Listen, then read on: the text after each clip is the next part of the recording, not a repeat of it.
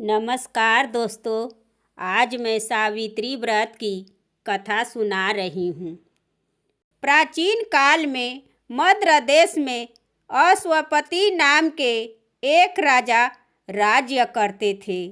वे बड़े धर्मात्मा, ब्राह्मण भक्त, सत्यवादी और जितेंद्रिय थे। राजा को सभी प्रकार का सुख तो था, किंतु उनका कोई संतान नहीं थी। इसलिए उन्होंने संतान प्राप्ति की कामना से 18 वर्षों तक पत्नी सहित सावित्री देवी का विधि पूर्वक व्रत तथा पूजन कठोर तपस्या से की। सर्वगुण देवी सावित्री ने प्रसन्न होकर पुत्री के रूप में अश्वपति के घर जन्म लेने का वर दिया। यथा समय राजा की बड़ी रानी के गर्भ से एक परम तेजस्विनी सुंदर कन्या ने जन्म ली। राजा ने उस कन्या का नाम सावित्री रखा। राजकन्या शुक्ल पक्ष के चंद्रमा की भांति वो दिनों दिन बढ़ने लगी और धीरे धीरे उसने युवा अवस्था में प्रवेश की।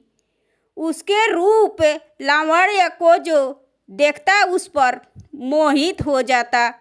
कन्या के जुआ होने पर अश्वपति ने सावित्री के विवाह का विचार किया।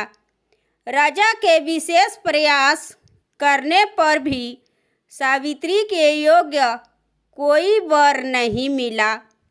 उन्होंने एक दिन सावित्री से कहा, बेटी, अब तुम विवाह के योग्य हो गई हो, इसलिए स्वयं अपने योग्य वर की खोज तुम करो।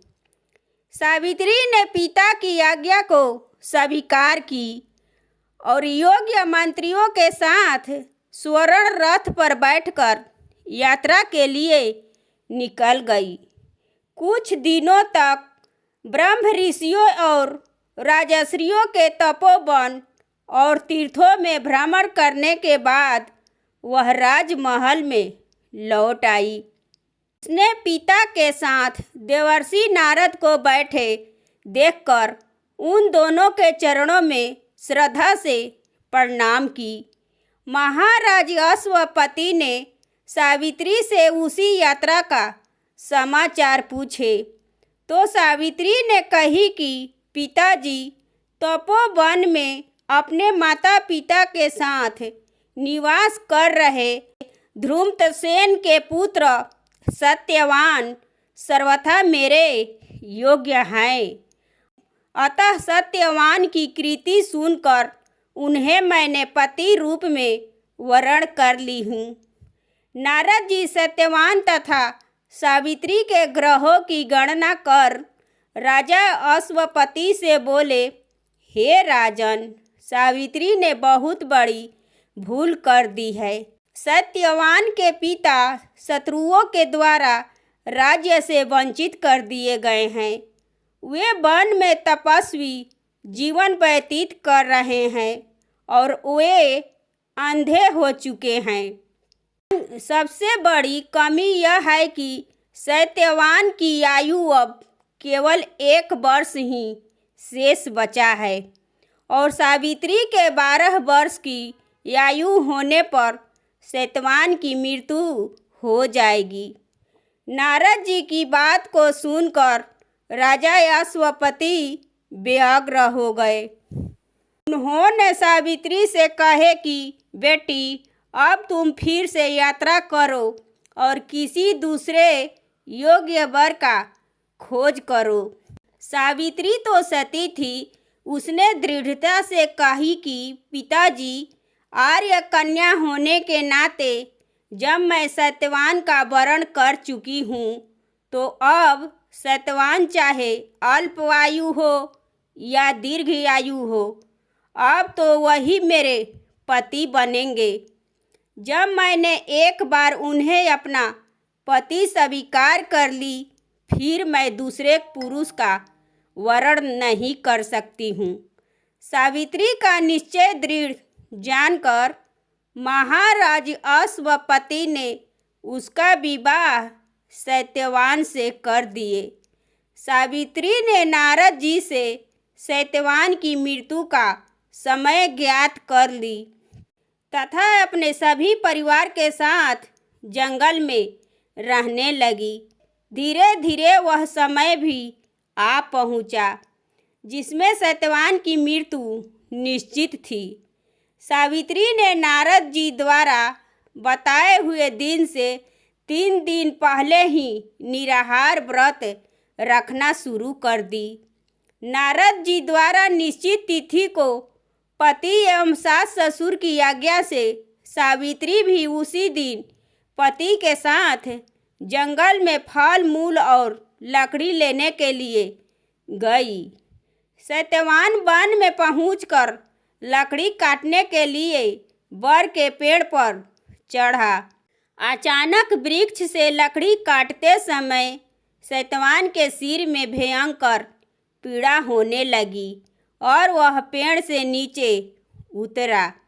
सावित्री ने उसे बड़ के पेड़ के नीचे लिटाकर उसका सिर अपनी गोद में रख ली।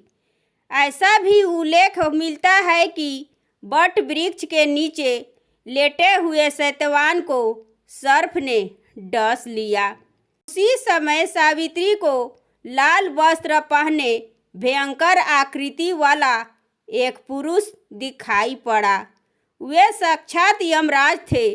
यमराज ने ब्रह्मा के विधान के रूप रेखा सावित्री के सामने स्पष्ट की। सावित्री से कहा कि तू पतिव्रता है, तेरे पति की आयु समाप्त हो गई है, मैं इसे लेने आया हूँ। इतना कहकर देखते ही देखते यमराज ने सत्यवान के शरीर से सूक्ष्म जीवन को निकाला और सत्यवान के प्राणों को लेकर वे दक्षिण दिशा की ओर चल दिए। सावित्री भी सत्यवान को बट वृक्ष के नीचे ही लिटाकर यमराज के पीछे पीछे चल दी। पीछे आती हुई सावित्री को यमराज ने उसे लौट जाने का आदेश दिया। इस पर वह बोली कि महाराज, जहाँ पति वहीं पत्नी, यही धर्म है और यही मर्यादा। सावित्री की बुद्धिमता पूर्ण और धर्म युक्त बातें सुनकर यमराज का हृदय पिघल गया। सावित्री के धर्म निष्ठा से प्रसन्न होकर यमराज बोले, पति के प्राणों से अतिरिक्त कुछ भी मांग लो। सावित्री ने यमराज से सास ससुर की आंखों ज्योति और दीर्घायु मांगी। यमराज तथा वस्तु कहकर आगे बढ़ गए। सावित्री भी यमराज का पीछा करते हुए रही। यमराज ने अपने पीछे आते सावित्री को वापिस लौट जाने को कहे तो सावित्री ने बोली, पति के बिना नारी के जीवन के कोई सार्थकता नहीं है। यमराज ने सावित्री के पति व्रत धर्म से खुश होकर पुनः वरदान मांगने के लिए कहा। इस बार उसे अपने ससुर की राज्य वापिस दिलाने की प्रार्थना की तथा वस्तु कहकर यमराज आगे चल दिए। सावित्री अब भी यमराज के पीछे चलती रही। इस बार सावित्री ने 100 पुत्रों का वरदान दिया है, पर पति के बिना मैं माँ किस प्रकार बन सकती हूँ। अपना यह तीसरा वरदान पूरा कीजिए। सावित्री की धर्मनिष्ठा, ज्ञान, विवेक तथा पतिव्रत धर्म की बात को जानकर यमराज ने सत्यवान के प्राणों को अपने पास से स्वतंत्र कर दिए। सावित्री सत्यवान के प्राण को लेकर बट वृक्ष के नीचे पहुंची, जहां सत्यवान के प्राण को लेकर बट वृक्ष के नीचे थी, जहां सत्यवान का मृत शरीर रखा था। सावित्री ने बट वृक्ष की परिक्रमा की तो सत्यवान जीवित हो उठा।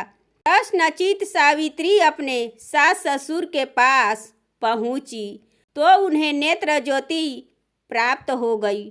इसके बाद उनका खोया हुआ राज्य भी उन्हें मिल गया और आगे चलकर सावित्री 100 पुत्रों की माता बनी।